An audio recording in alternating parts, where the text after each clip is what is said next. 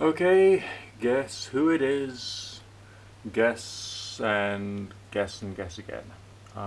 Okay, there's no need to really guess. I am, of course, the great and glorious, soon to be famous one day Nick Dutch back again one more time. Now, this is me telling you what I've done recently, why I've done it, and how I've done it.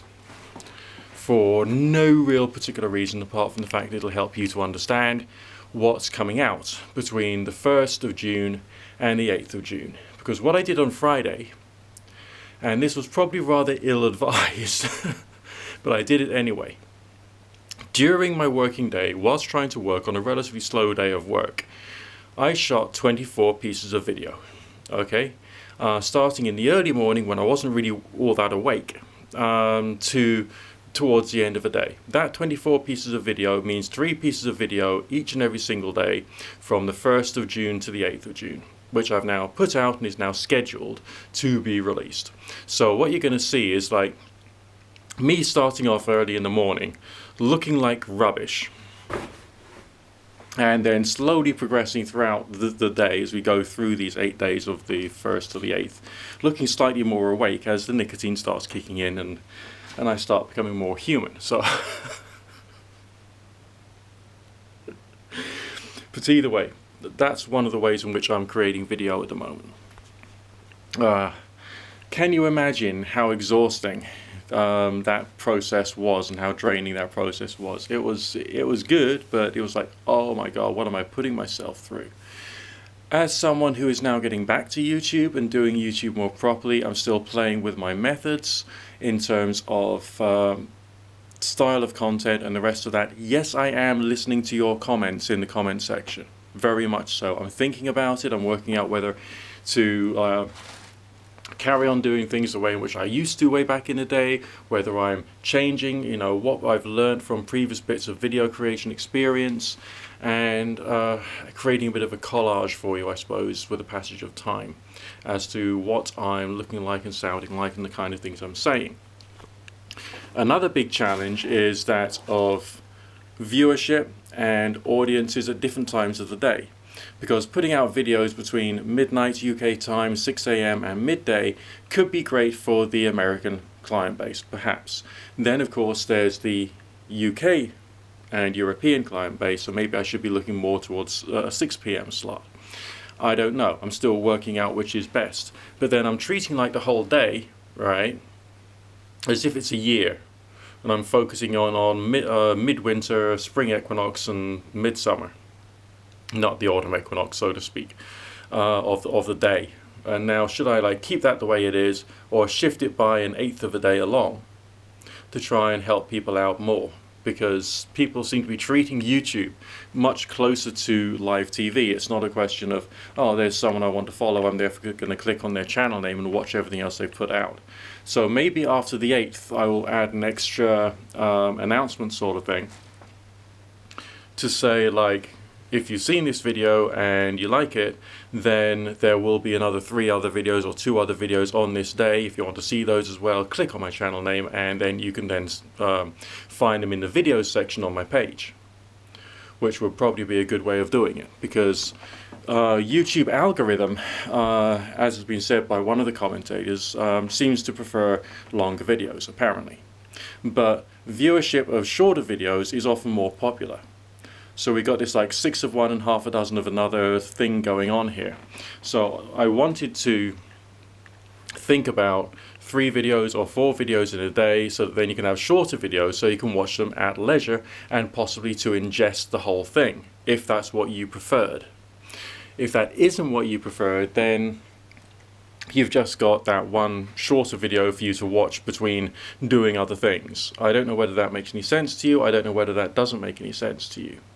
I'm going through the process also of planning in advance the video for Halloween.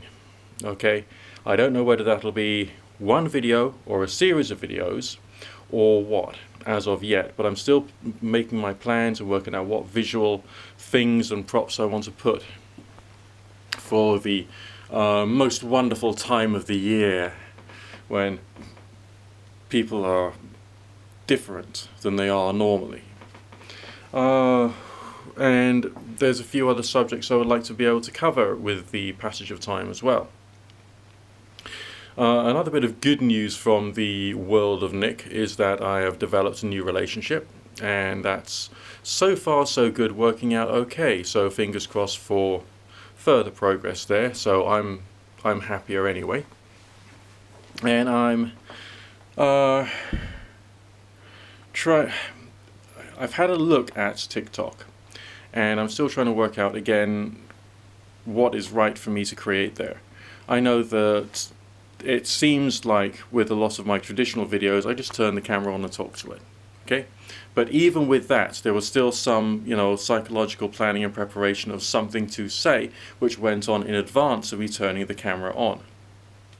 So there's preparation for every single piece of content that goes out, apart from the tarot readings and rune readings and 40 servants readings, because the only preparation is in terms of introduction, conclusion, and a few other things like repeating the mantra, the modern day mantra of rate, comment, subscribe, favorite, share, click the bell, thumbs up, that sort of thing, which has to be inserted somewhere because it's a YouTube video, and people just are in a bit of a dream world when they're watching YouTube. They're not really thinking about what is this that I'm consuming, who created it, why did they create it, what are their ideas, thoughts and feelings, and why have they felt the need to actually put out some content there, and is there something else which I could then learn from them? Because people aren't thinking, in terms of what is this that's coming my way, is there going to be something good long term for me? I mean, people just aren't engaging with the idea of, oh look, there's these things called bells and subscribe buttons and thumbs up, and what do they do and why are they there? It's just I just wanted to sit down and watch something on YouTube rather than, hang on, is there any real purpose to this? Is there something which I can get from this? If I did those things, would I then get further benefit from it? And I do hope and aspire that this one particular efforts of one crazy person with a camera has the power to actually do something for you, and ideally help you in your thinking in one way or another.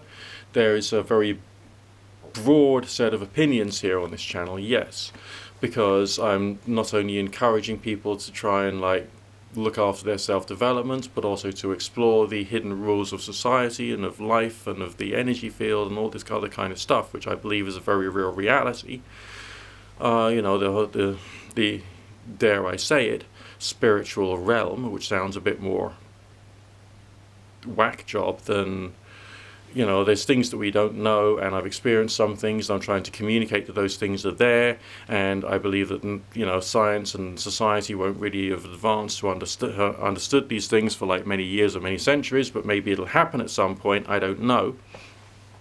But we got to carry on telling the stories of it all and helping people to gain just teeny weeny little glimpse, those little fragments of experience which could lead you to believe that there's something more to life than just living and making a living and paying your bills and taxes and the rest of that, which I think there is.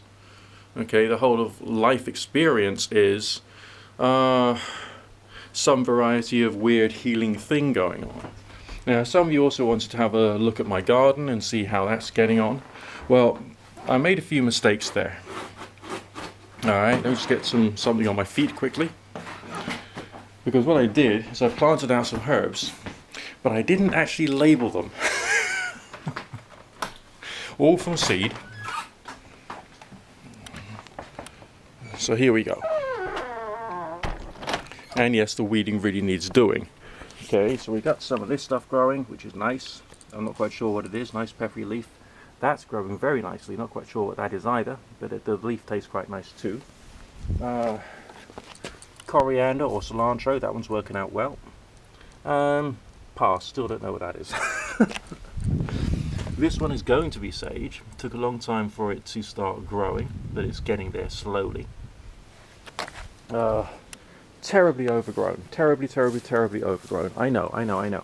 But we do have these wonderful broadbean plants, which are bigger than last year, which is also obviously very, very nice. It's a nice little field of them there. That'll hopefully give me some nutrition from some foods. I know it looks like a complete mess, but I was supposed to have carrots in that area, and I think some of those things are in fact carrot leaves, and maybe I've still got some carrots growing amongst all the other crap which I can't control. Oh dear, oh dear, oh dear. And here we go for veg. This one is perpetual spinach, or will be. This one I think is called bull's blood, which will be a red plant when it's grown. That one's calabrese, and this one's done absolutely fuck all. Right. Now, the mushrooms are a complete failure for the spring anyway.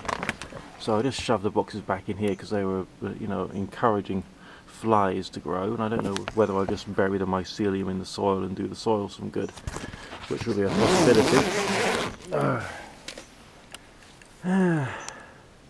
But hey presto, I've actually got some flowers growing, and I went completely contrary to my previous morality, and I've actually planted some flowers. And this is the first time in my life when I've ever had to use words like hydrangea. Oh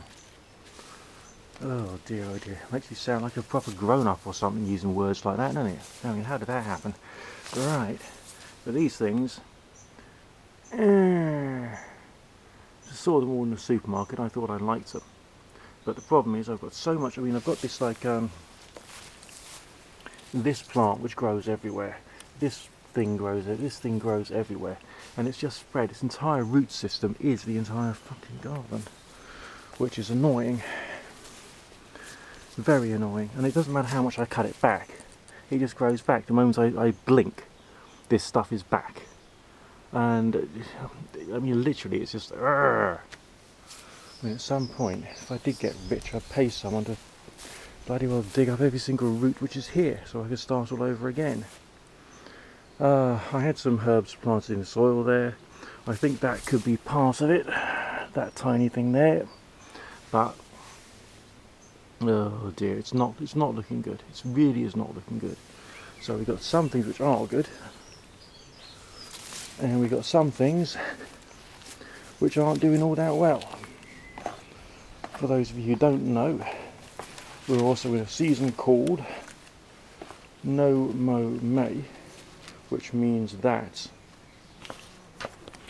the front garden, that sloping bit, small sloping bit, about the size of a postage stamp, is covered in lovely weeds and long grasses and grass seeds and all that other like beautiful stuff to help all the pollinators do their thing, because we're creating like these like temporary sort of like nature reserves just through not mowing the front garden in May. And then that helps the pollinators and that helps everything else, because it's all about nature. Let me quickly show you some of the mess at the front. These things down there came from bee bombs, which are clay pellets containing seeds, which produce plants which are good for the bees. But they look terribly messy, but they're also good for nature. So I've put loads of them out there. And we got plenty of long grass at the end there as well. Lots of long grass over on the left hand side, which you can't see. So that's essentially the state of my garden at the moment. The cat appears to be in a good state of well-being reasonably. He's had one of his thyroids out a certain number of years ago, because cats have got 2 thyroids. And so I have to give him medicine twice a day. But he's still very cute, very with the world, very loving and very friendly. And demands this cute, cuddly, fluffy, nuzzly time at the end of each and every single day. Which means that I may plan to get myself to bed at like 9:30 at night or something like that. But he plans on then keeping me up for an extra hour, so that he can get his affection when he wants it under his terms. Either way. What I'm going to do now is to get this video uploaded and then move on to doing the other sort of things which I do on a Sunday. And I'll speak to you again very soon. Remember, here we go. We are on YouTube. Rate, comment, subscribe, favourite, share, biddly diddly diddly dee. Click the bell because bells are nice. click on my channel name so that you can see everything else which is out there, which I'm doing, and any comments in the comment section, because comment sections are nice. This is, of course, Great and Glorious, soon to be famous one day, Nick Dutch, professional tarot reader extraordinaire. Wishing you all the sanctimonious blessings of the universe.